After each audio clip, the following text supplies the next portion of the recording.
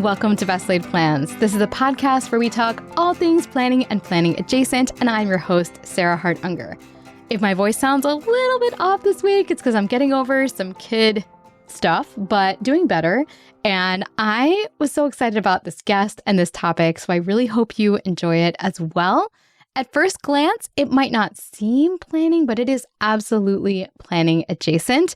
I know that one of the things I get the most joy out of planning is travel with family and travel with my husband, and I guess travel myself as well with friends.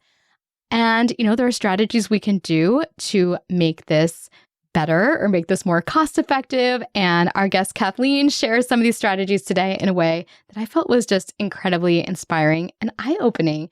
If you have questions for her, I think you could probably leave them in the comments of the show notes page, and she likely would stick her head in and ask and answer them for you because she is such a delight. So without further ado, here is my conversation with Kathleen. I am so excited to welcome to the show Kathleen Paley. And if you've heard that name before, it's because Kathleen was also a guest on Best of Both Worlds and because she has her own podcast called The Reframe, previously known as Minimalish Mom. Kathleen is an expert in maximizing points to travel amazingly on a budget. She's also a litigator and a mother of two. Welcome to the show, Kathleen.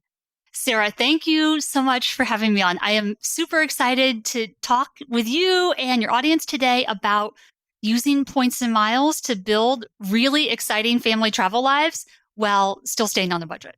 Yes. And this does intersect a lot with planning, partly because I think travel is just something that so many of us commonly plan that adds joy to our lives. And also because the techniques of doing this kind of travel gaming, and it's not really gaming, all of it's legal, all of it's following frameworks that are out there, it requires a significant amount of planning. And so Kathleen is going to talk about both how to plan on doing it and then also how to track it so that you kind of can make the most of it and not make some very easy to make mistakes, which I have made myself. Well, Sarah, you're right that this does require planning. So if any audience is going to be already really well positioned to do this and do it well, it's going to be the Best Laid Plans audience, like no doubt. I find this all so exciting because you have a very high return on investment with your time spent learning to do this travel hacking, this points and miles stuff. I value my time really highly. As you said, I'm a litigator at like a big law firm. My life has been built in 6-minute increments. And so I am acutely aware of time. And as a Best of Both Worlds listener and a Best Laid Plans listener, we're all really aware of like, how are we spending our time? But I think we all also want to build these big, exciting family lives filled with adventure. And so I thought, how is it possible to get a massive return on investment from like learning some tips and tricks for how to turn your native organic family spend into free or nearly free travel? And by the way, I think when I hear stuff like that, I tend to be like, ooh, that sounds like cheating or too good to be true, or like Kathleen is like, it's something in it for her. But I want to be clear that I have like kind of learned more about this. And well, there's nothing in it for Kathleen. She agreed to she doesn't get any points if you sign up for credit cards. Like there's like nothing there. But also all of these offers are put in there by the companies because they want you to take them. They are hoping that some people will take them and then build up balances on the cards, and that will earn them money. We are not suggesting that anybody do that, but it is also perfectly acceptable and, encouraged to sign up for cards, earn points, and pay your balance in full every month and not have them earn any money from you. So super, super interesting. And the more I've learned about it, the more I've been excited to, I don't know about go like all in, but try to just learn more about it and put my planning acumen to work much more than I have in the future. So I'm super excited for this conversation. You are 100% right, by the way, about the pay your balance in full every month. If you are carrying any balance and paying interest on it, that totally undoes the value of the points that are being earned. So I think that's a number one, like starting point for everyone here. But you're right also that these are publicly available offers that the banks want you to take because it makes them money. And even, here's the thing.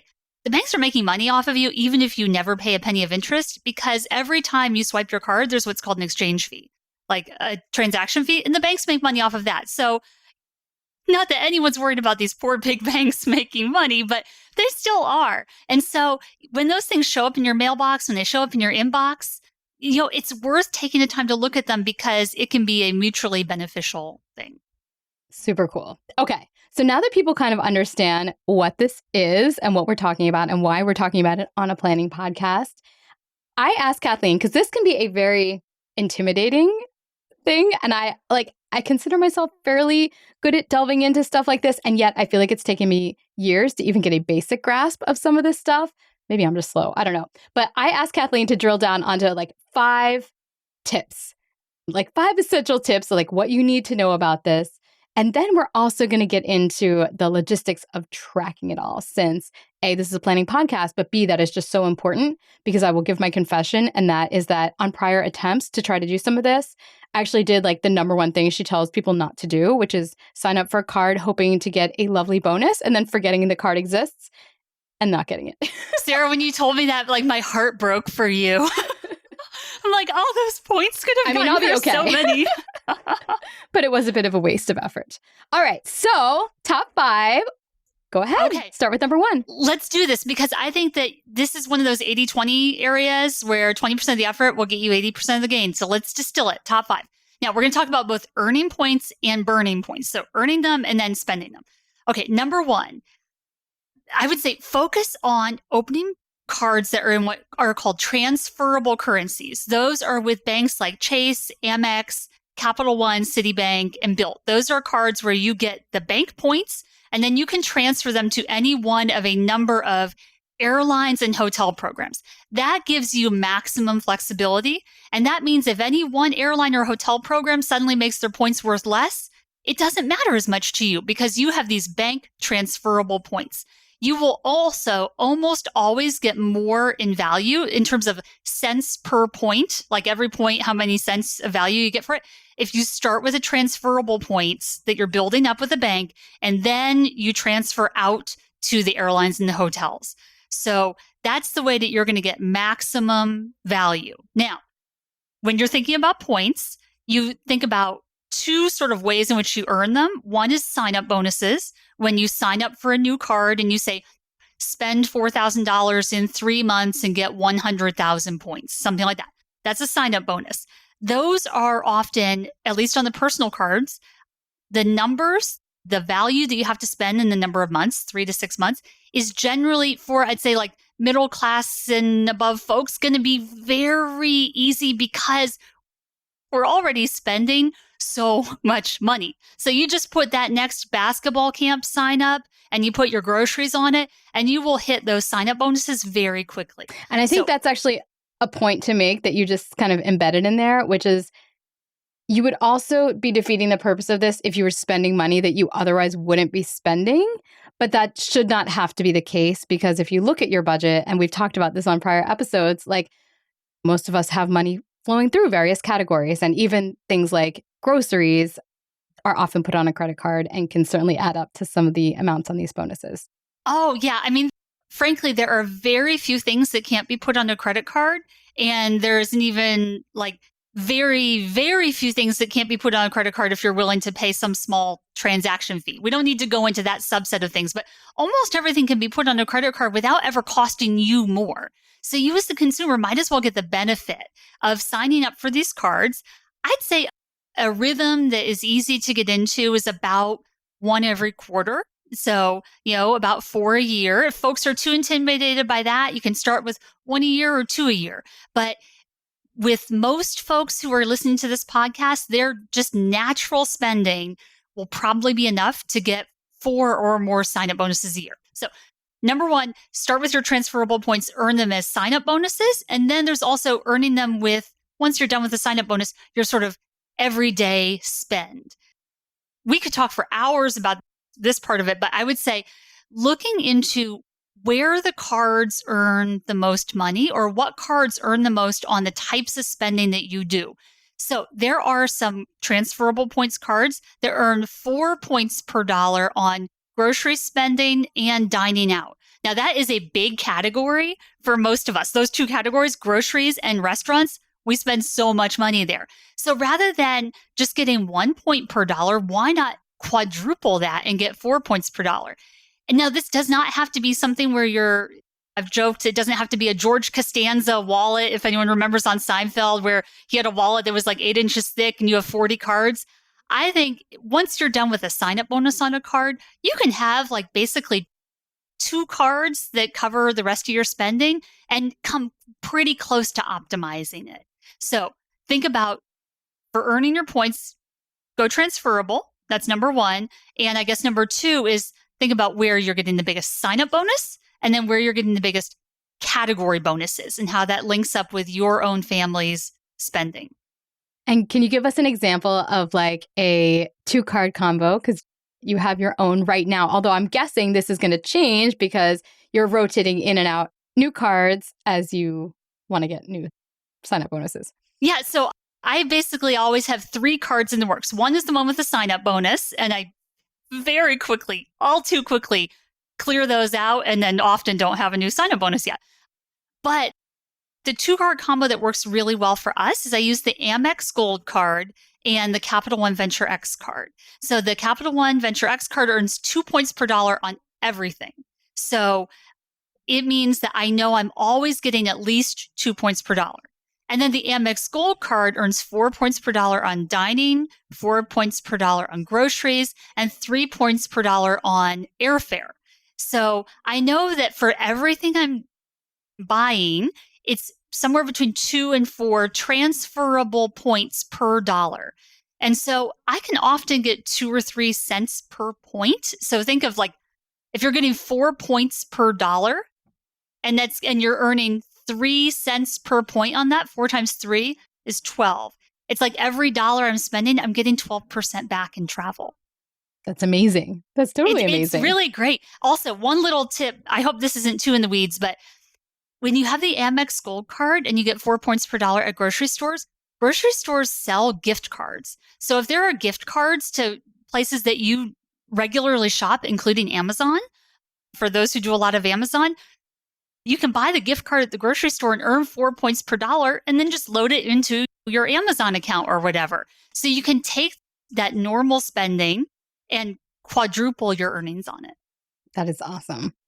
All right. So I guess to summarize that one, it is to focus on building your card portfolio, mostly going for kind of more generalized types of cards rather than like the American Airlines card or the Marriott card or something like that. Yes. And do not miss the sign-on bonuses. Don't miss the sign-on bonus. And I will say, if you have a loyalty to a particular airline, there are ways to earn that airline's points on a transferable points card. Like Sarah, I know you love American Airlines. Citibank they have just as of like 2 weeks ago started so you can transfer your Citi points to American Airlines. So there is a card that's a $95 a year annual fee card where you could be earning, I think it's like somewhere between 2 and 4 points per dollar on many categories of spend and turn those into American Airlines miles. If you're United, I'm a United person, Chase transfers to United. And so Amex transfers to Delta. That covers sort of the big 3 in the US. So it's not saying you can't fly your favorite airline. It's just saying you may be able to earn your points quicker by going through the bank that pairs with that airline first and then transferring. Totally makes sense. All right, let's go through tip number 2. Yes, there are other ways to get lots of points other than credit card sign-up bonuses and regular spend, which includes 3 things I wanted to briefly mention. So these are ways that you can sort of supercharge your spending. One is referrals. If you are in a partnership or just a close friendship with someone, you can refer each other back and forth for cards. The person who signs up for the card gets a sign-up bonus. The person who refers the person to the card gets another 10, 20, 30,000 points. So if you and Josh referred each other back and forth, every, say, 100,000 point sign-up bonus really turns into 120,000 points for your family. So super easy way, and banks know that spouses refer each other all the time, and it is A-okay. There's no bar on that. The second is shopping portals. Now, I used to sleep on these because I thought that's too much of a hassle. I don't want to click through a shopping portal. But The easiest thing to do is add Rakuten, the browser extension, to your browser. And anytime you're shopping, Rakuten will pop up and say, hey, would you like to earn 5% back at Nike or whatever it is? Now, here's the secret. Rather than getting cash back, you can switch it so that you get Amex membership rewards points. You have to have an Amex card that earns points anyhow, but once you do that, your 5% at Nike becomes 5 points per dollar. And so I do this all the time for very boring things. Contact lenses. I wear daily disposables. If you time it right, you can get 18 points per dollar on your contacts. Pet food. I have 160 pounds of dogs. They eat a lot of food, but we can often earn 20 points per dollar on dog food. So this is, again, it's just your boring daily spend. Take that extra second to add a browser extension, and you can not just quadruple, but like 20x your earnings on these things. That is super, super cool. And I'm absolutely going to do that. I'm guessing that's only on like Chrome and not on Safari. You can add it to any browser. Oh. Yeah. So I have it on Safari because I'm a Mac person. And so it works great there. I checked because Sarah, because I know, this is a planning podcast. Last time I checked, Erin Condren had an extra 2 points per dollar. This is in addition to whatever your own card earns. Plum Paper had an extra 2 points per dollar. Those are not through the roof, but why not get it? Yeah, why not get it? It takes no extra effort. And I will say, in the last couple of years, I've earned 200,000 Amex points this way through doing nothing different. And 200,000 points, that was enough to take my family business class to Europe. It wouldn't get us back from Europe, but it got us to Europe. I mean, that is amazing. It's super, pretty super cool. Especially if, again, you're buying stuff you would buy anyway. That is. Exactly. And I will say, just briefly, I don't want to go too long, so cut it out if it's too much, but sometimes they even on Rakuten have offers for things where you're not actually spending money. SoFi Bank. SoFi is a big bank I had not really heard of, but they have SoFi Stadium in Los Angeles. It's a big bank. They had an offer where if you opened a SoFi checking account going through Rakuten would pay you somewhere between 30 and 40,000 Amex points, and SoFi Bank gave you $300 in cash. So I just got that. I got 30,000 or 35,000 Amex points and $300 in cash. All I did was have a certain amount of direct deposit from my paycheck go in for 1 month. And then it sat there for like 30 days, I think. So the opportunity cost was very low. I just took it right out as soon as the bonus posted. And so that's, frankly, the way I use points, that's about $1,000 in extra value for no real work. 20 minutes of your time, maybe. Yeah, probably even 10 minutes, really. That's awesome. Because you really can think about this in terms of, I think the argument that it's not worth doing when you actually kind of think about the return on investment of your time, you're like, well, that's actually quite a nice hourly rate. So it does makes it much more worth doing. We're going to take a quick break, and then we're going to get to your other 3 tips and then a little bit about the organizing and tracking side. Today's episode is brought to us support from Mint Mobile. If you're still overpaying for wireless, it's time to say yes to saying no. At Mint Mobile, their favorite word is no. No contracts, no monthly bills, no overages, no hidden fees, no BS. That's why you should say yes to making the switch and getting premium wireless for $15 per month. Mint Mobile's plans start at $15 per month, and there are no unexpected overages or hidden fees. All Mint Mobile plans come with high-speed data and unlimited talk and text delivered on the nation's largest 5G network. You can use your own phone with any Mint Mobile plan and bring your phone number along with all your existing contacts. So ready to say yes to saying no? Make the switch at mintmobile.com/BLP. That's mintmobile.com/BLP. Upfront payment of $45 required, equivalent to $15 per month. Limited time new customer offer for first 3 months only. Speeds may slow above 35 gigabytes on unlimited plan. Taxes and fees extra. See Mint Mobile for details. Today's episode is brought to you with support from Green Chef. I love fall energy, like the fresh start of back to school, plus all of that delicious fall food. Warm, homey flavors just make everything feel comforting. Plus, with the new seasonal energy, it's the perfect time to reset and bring healthy habits back into focus. Green Chef can help you do just that, even if your season is packed with school festivities and events. Green Chef's meals are made up of real, clean ingredients, and they help you build lasting healthy habits without the hassle. With 80-plus dietitian-approved weekly meal options, Green Chef makes it easy to find meals that fit your lifestyle. Pick from Mediterranean, gluten-free, plant-based, and protein-heavy. There's even a gut and brain health option and calorie-smart choices too. They really are family-friendly, and my kids are always so excited for our Green Chef dinners. Make this fall your healthiest yet with Green Chef. Head to greenchef.com/50bestlaid and use code 50bestlaid to get 50% off your first month, then 20% off for 2 months with free shipping.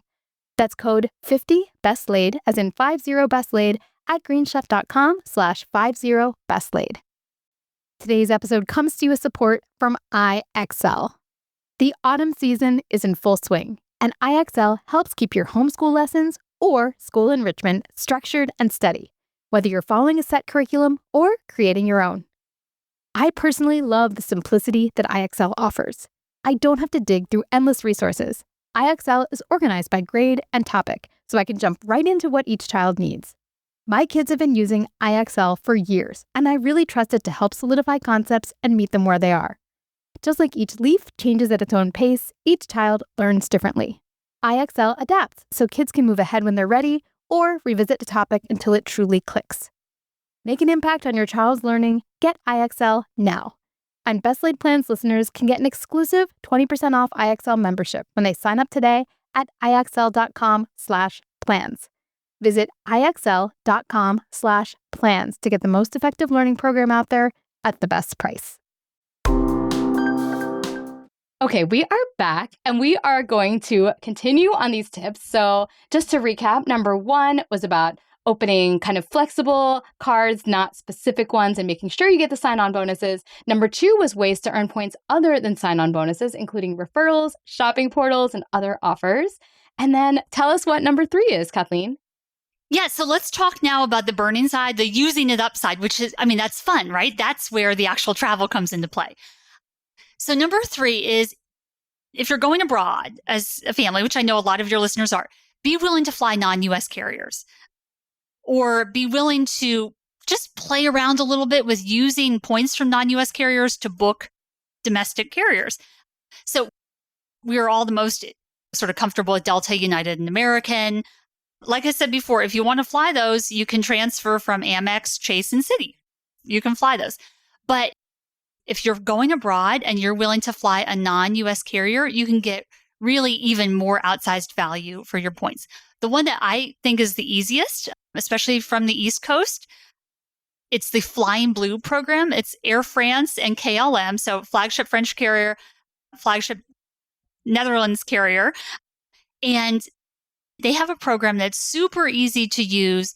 They transfer from all of the major banks, so you can pool your points from Chase and Citi and Amex and Bilt and everyone towards Air France, KLM, Flying Blue. And you can very easily book families for low numbers of points to go basically anywhere in Europe. You can also go to Asia, but that's a lot harder. But anywhere in Europe. And sometimes you can even use like your Flying Blue points to fly on Delta.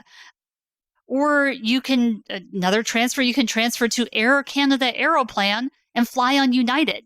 So just sort of opening up our minds to the fact that we don't have to transfer our points to domestic carriers in order to do the travel that we want.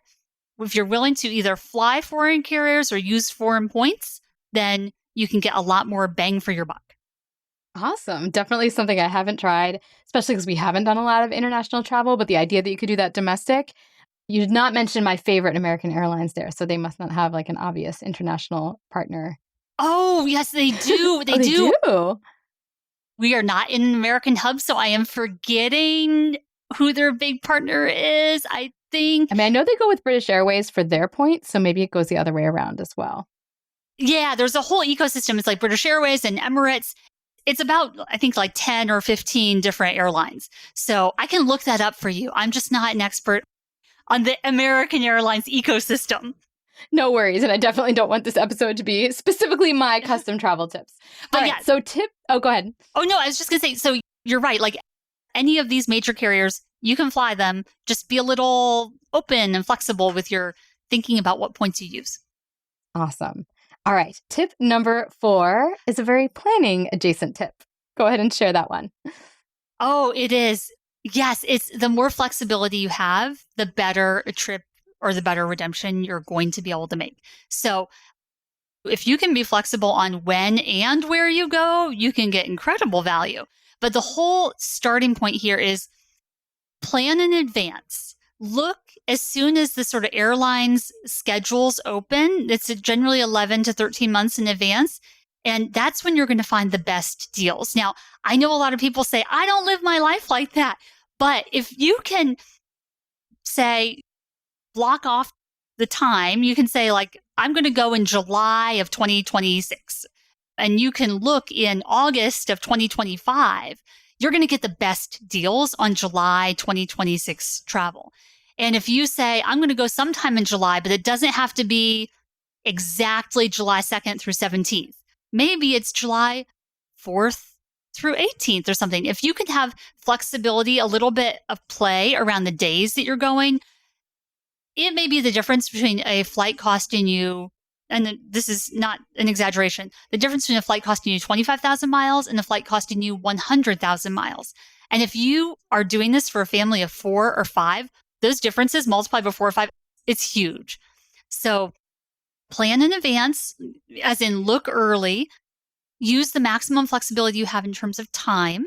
And again, this does not generally mean that you have to upend your whole schedule. It's just, can you leave a day or two earlier, return a day or two later, things like that. Well, and the truth is, if you are planning 11 months in advance, it's probably a lot easier to be flexible. Like you're not, of course, things like school calendars are kind of set in stone that far in advance, but other things like work schedules and stuff, you could probably orchestrate a trade if you have an 11-month lead time. So those two kind of go hand in hand. And I think this kind of a point is where our listeners will really shine because they're like, great, planning 11 months in advance. I love to do that. Exactly. I already think about my next summer of travel or whatever. So that was actually eye-opening to me because I guess I had always thought about the conventional, like, don't book your flight too early because if you're not buying with points, I do feel like prices are kind of better around that like 6-week mark. Like you don't want to do it too early. Yeah. But learning that with points, you actually can get a much better redemption that so far out is super interesting to me. And I'm excited to give it a try. Yeah, I don't know why these things don't match up more closely. Like you said, the dollar prices are generally cheapest at a different point, but they don't. So I almost think of it as I get to plan that far in advance. Like I get to anticipate that next trip for a year and it's fun. If you can also be a little bit flexible about where you go, that can give you a lot more options in terms of good redemptions. And I'm not saying like you have to go to a place that you don't want to go, but it may be that if you go to Nice instead of Paris, even though you're passing through Paris on the way, it may be that it's a cheaper flight to go to Nice. And so, hey, you're going to France, you're going to the south of France rather than Paris. So there are lots of ways in which if you're going sort of just, if you're willing to look at adjacent cities to what you thought of, you may be able to find something that for whatever quirk of the airline's algorithm, they're discounting. So flexibility in time and place is the way to absolutely like catapult like the value of your earnings and make them so much more. You're right in terms of schedules that school schedules can make it difficult. Spring break, I mean, summer is long. Spring break is what I find the hardest.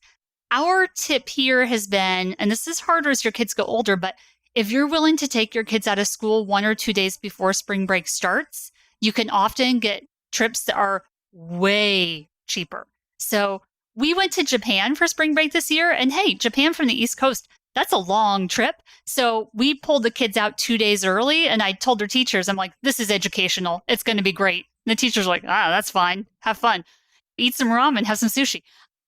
But by leaving several days earlier, we're able to cut the points price like in third. That's amazing. Yeah, I know people have different feelings about that, and it may change depending on where your kid is in school and what they're doing in classes and stuff like that. But if it works, then That is excellent. All right, Yeah. number 5. This one cracks me up because, like, I have definitely never flown well, we generally do domestic, so that's why, but my family has never flown anything other than coach. So this one, I'm like, many people are just going to laugh at this one, but I guess if you're really into the point stuff, there's a culture where people get into the upgrades, I guess. Is that true? Yes. So if you start to follow like points and miles influencers and the people who sell the courses and all the blogs and podcasts and stuff, you will see that people idolize the first class and business class bookings, and it can become very easy to be like, well, if I'm not flying my family business class to Rome, then I'm doing something wrong. Like I'm failing at this game. 1, you are not failing. Number 2, the only person you're competing against is yourself to see if you can get better at the game.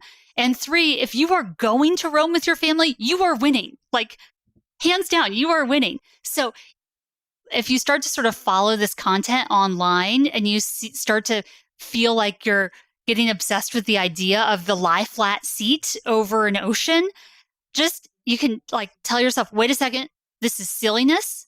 I don't need to do this. I don't need to often spend 5 times the number of points to have a lie flat seat on a flight where my kid is not even going to actually sleep.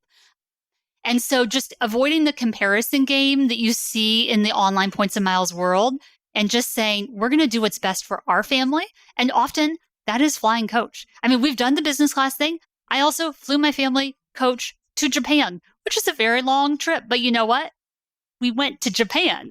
I mean, that was a massive win. So that would be a massive win for me, specifically going to Japan. And yeah, I think I'd rather go to Japan twice than go to Japan once on a fancy seat. Exactly. That's the thing. Like, I think any time in an airplane is unpleasant time, no matter how nice the airplane is. Like, it's not as good as time on the ground. People idolize the travel rather than the destination. And I think I want to use the points to get the most trips, not to get the bougiest seat on an airplane. So funny. Oh my gosh. Well, I love this, but I do want to take a couple minutes to talk about how do you keep track of all this stuff? I mean, I can imagine doing it on paper. I can imagine doing it in an app. And it sounds like you like to do it with a spreadsheet. So talk about how you do that and specifically the things that you do track and kind of if you have any rituals around that tracking.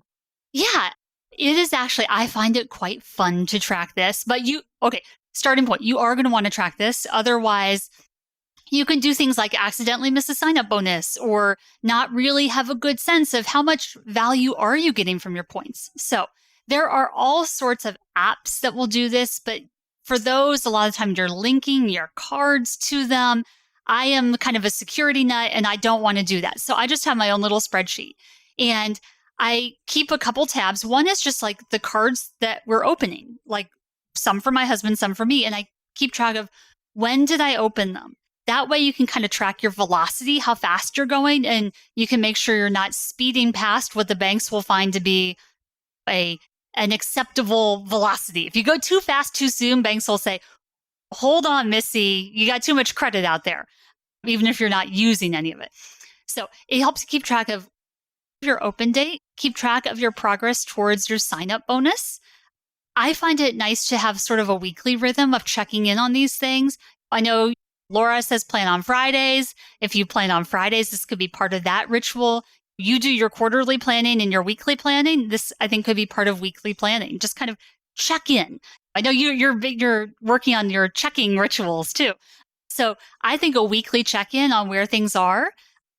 It can also help you realize like, hey, we're going to meet the sign-up bonus really soon. So I might as well look for the next card. You're always going to be earning more points per dollar on a sign-up bonus versus everyday spend. So anytime you can make it so you're working on the sign-up bonus, you might as well. I also keep track of the referrals that I've made, like if I've referred my husband and if he's referred me and whether they've paid out, just to make sure things are tracking right. Keeping track of annual fees. Some cards have very high annual fees. And after your first year after you got the sign-up bonus, you may decide, you know what, I'm not getting enough out of this card to justify the annual fee. I want to downgrade it to a fee-free card or maybe even close it. So keeping track of what you're paying and when those annual fees will post. This all sounds complicated, but it's really just like one sheet in a spreadsheet and just tracking a few things. when your annual fee comes up, you may want to tell the bank, I'm thinking about closing this card. Will you give me what's called a retention bonus? Where they say, oh, don't close it. If you spend $1,000 in the next month, we'll give you another 30,000 points or something. If you've been spending enough on the card, they often do that. Amex is pretty generous with retention bonuses. So you might want to just keep track of like whether you've asked for them and whether they've been granted. And then a lot of these cards come with perks. They may be annual perks, quarterly perks. Sometimes it's a monthly perk. If you like to get a little more in the weeds on whether you're using all the perks, you can track that. And it's as simple as have a column with the perk and the month, and then a checkbox as to whether you've done it. I like getting all the perks because I'm like, might as well. And I'll take my kids to Dunkin' Donuts for free or whatever. But I think a simple spreadsheet that keeps track of when you're opening the cards and if you're sort of how you're using them is a great way to start. That's on your sort of the cards that you have. Another area to track, which I find this is way more fun, is the redemptions that you're making. So if you have a spreadsheet that's like, we booked this Marriott property and it's called the Edition, whatever, I'm making up a name. So we booked with the Marriott program and the hotel name is like, okay, the W Miami Beach or whatever. And we use this many points and this much out of pocket.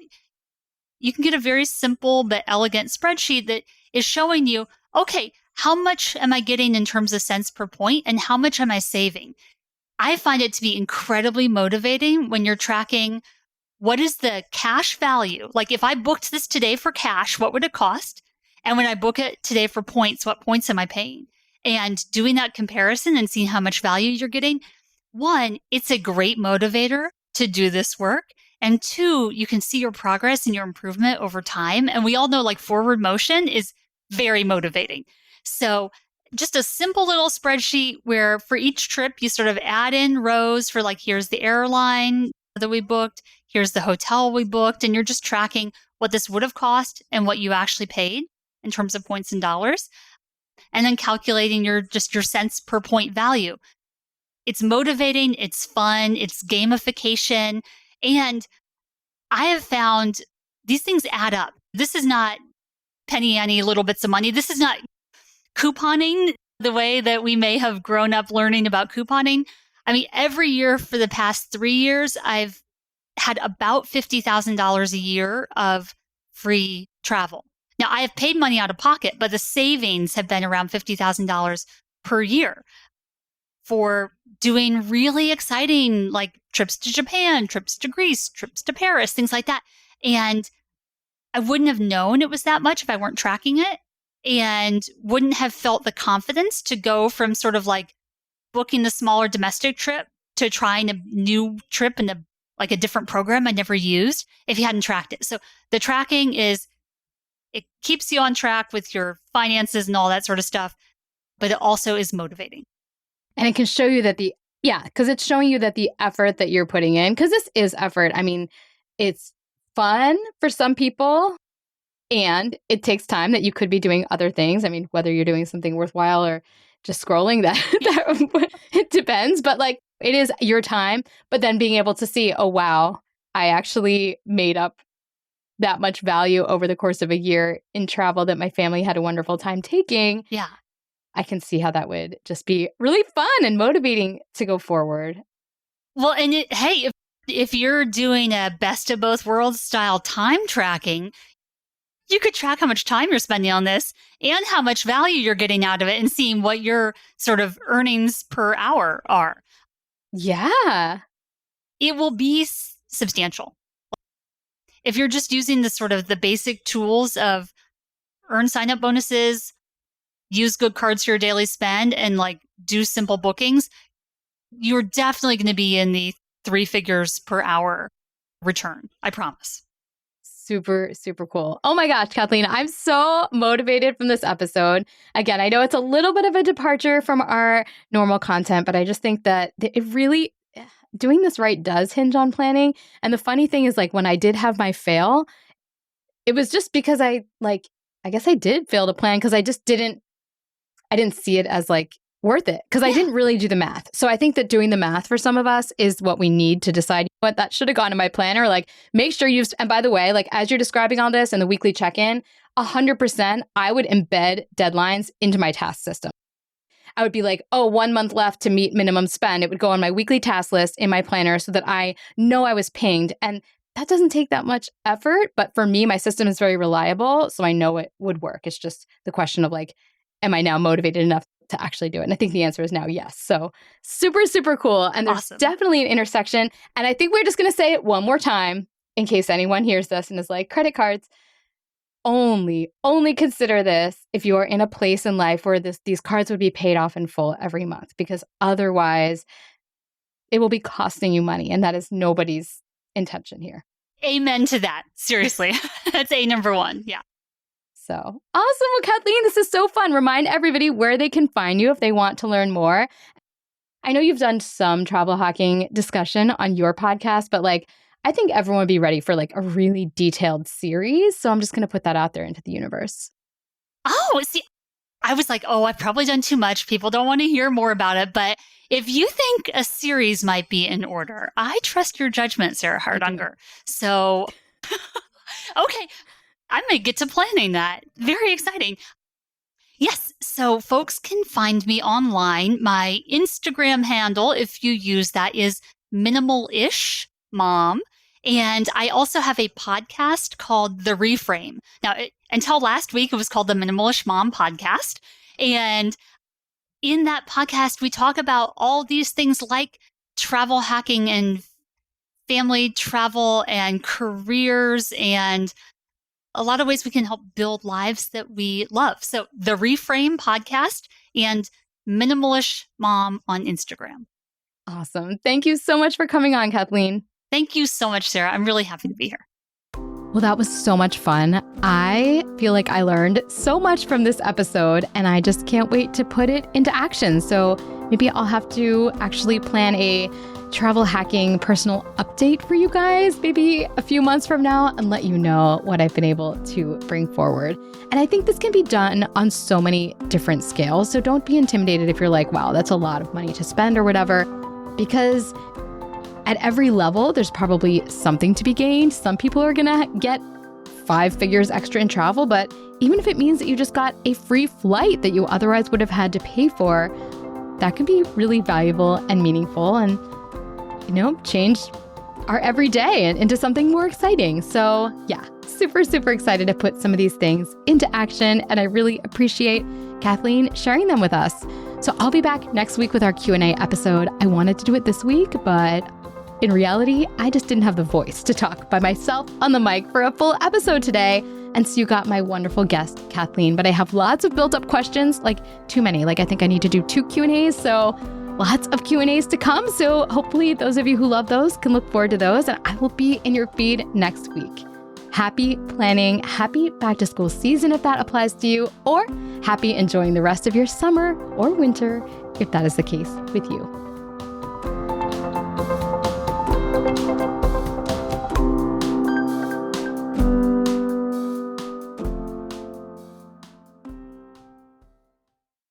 This podcast is part of the Sound Advice FM network. Sound Advice FM, women's voices amplified.